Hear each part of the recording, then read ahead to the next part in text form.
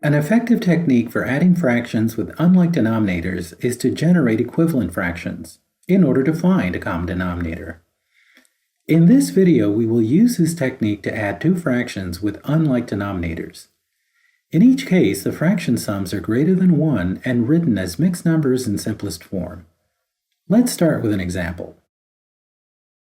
There are leftover slices from two pizzas.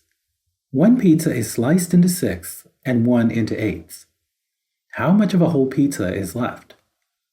The pizza on the left is sliced into sixths, and there are 3 slices left. The pizza on the right is sliced into eighths, and there are 5 slices left.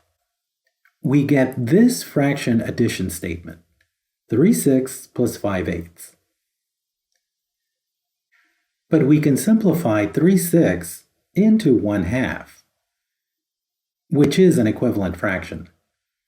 We get 1/2 plus 5/8. Once again, the fractions don't have common denominators, but one denominator is a multiple of the other. So the equivalent fraction to 1/2 that has 8 in the denominator is 4/8. We now have an addition statement with a common denominator, 4/8 plus 5/8. Adding the numerator, we get 9/8. This is an improper fraction, so we write it as the mixed number 1 and 1/8. Let's look at another example. A recipe calls for an amount of milk and oil. Given the measurements shown, what is the combined volume of milk and oil? The cup on the left has 3/4 of a cup of oil. The cup on the right has 2/3 of a cup of milk. Combined, the total volume is 3/4 plus 2/3. These fractions don't have a common denominator, so we can generate equivalent fractions for each to find fractions that do have the same denominator. Here are 3 equivalent fractions for 3/4 and 2/3. Notice that each generates an equivalent fraction with 12 as the denominator. Let's use those equivalent fractions to find the sum. Our fraction sum becomes this. Now we can combine the numerators. We get a sum of 17/12, which written as a mixed number is 1 and 5/12.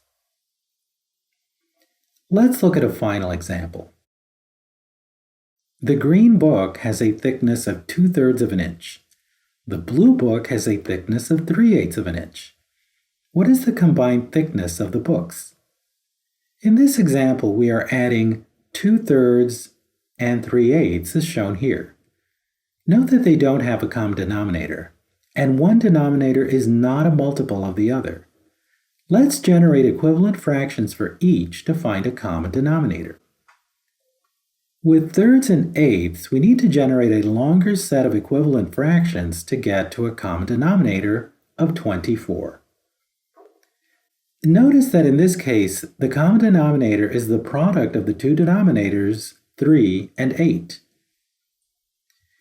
When a common denominator is the product of the two denominators, then the two numbers are said to be relatively prime. Notice that 3 and 8 have no common factors other than 1. Now that we have a common denominator, we can add the fractions, as shown here. The result is 25/24, which is an improper fraction. As a mixed number, the result is 1 and 1/24.